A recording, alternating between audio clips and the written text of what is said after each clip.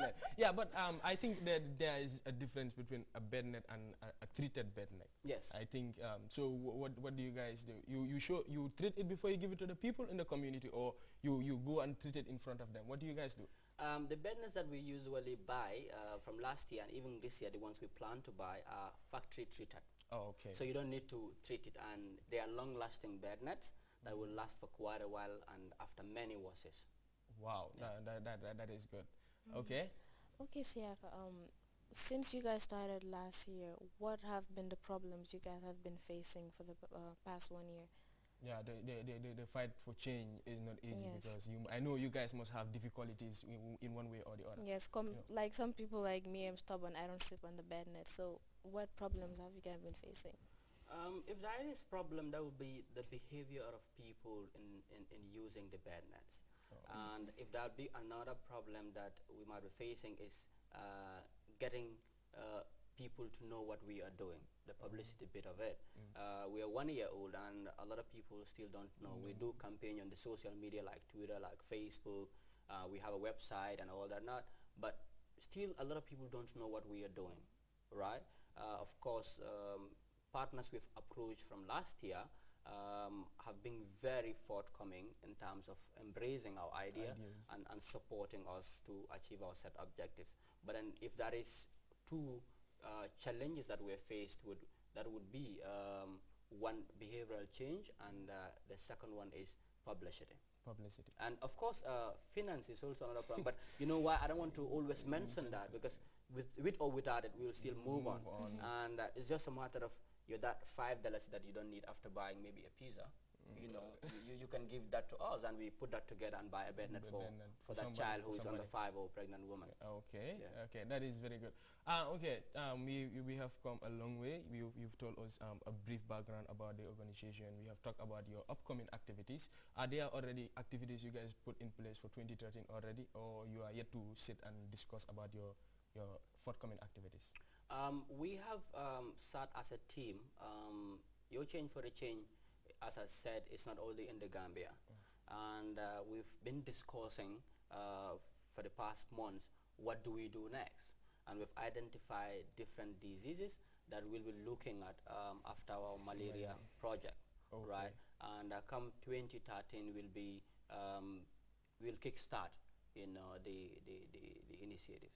Oh, okay. So right now you were working on this project, the the fight against malaria campaign, yes. I would call it. Okay. Now let's talk about malaria a little bit. You know, what is your say in malaria? What do you have to say about malaria? Malaria is a life-threatening disease, I would say. A killer disease, I would call it. Well, okay. You know, because it kills a lot of people in Africa. A lot of people suffer from it. So yeah, particularly pregnant women and children who are under 5. And you know, the beauty about it is, one, we can prevent it. It's preventable. And secondly, it's treated. If you get sick, you go to the clinic and you're diagnosed, you know, there are medications that you can take and then get treated. Yeah, the new Quatem that is for those who I are afraid of the injection. actually talked to some malaria patients and they were like complaining, telling me that if they have malaria, they go to the clinic and they give them a tablet or something, but the malaria kind of acts like more on them. So I don't get that exactly. Well, there might be, I think that's a bit technical when it comes to medication and reaction. Right. So if we have some of our young scientists, part of Your Change for the Change, who are around, they would have been the better people to answer this question. But what I want to say is, yes, every medication would have side effects.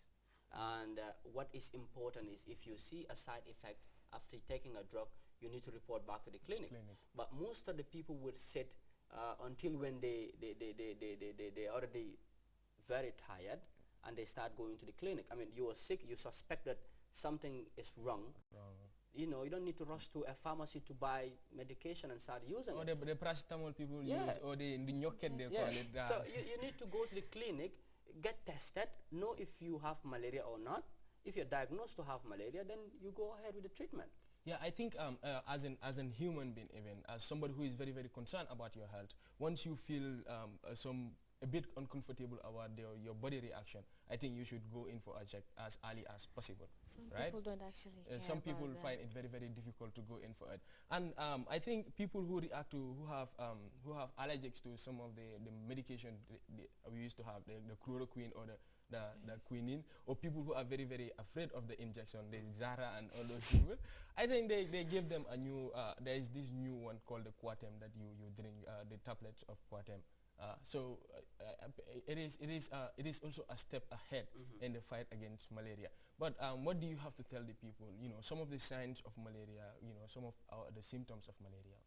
Yeah, few symptoms or signs of malaria that people need to know about is you sometimes have weak joints or joint pains. You also have fever.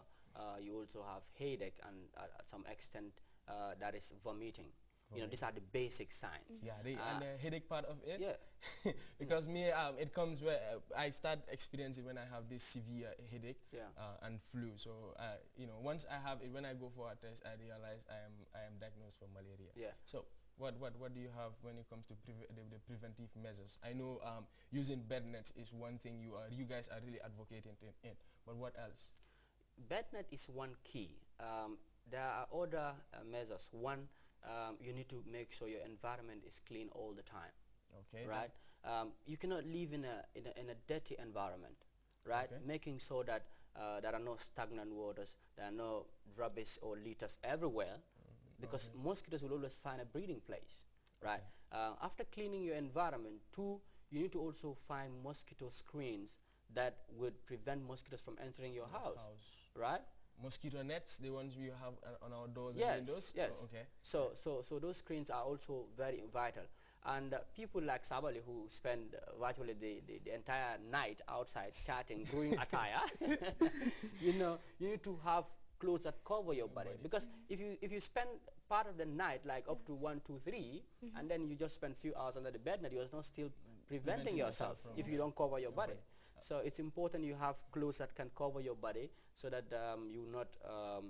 But during the hot season, you might find it very, very difficult. No, you wear light clothes. You wear light. You wear light clothes. I'm not sure that is an excuse. You see, most people who will go into buy the mosquito coil or the sprays, you know, they're not things that are economical.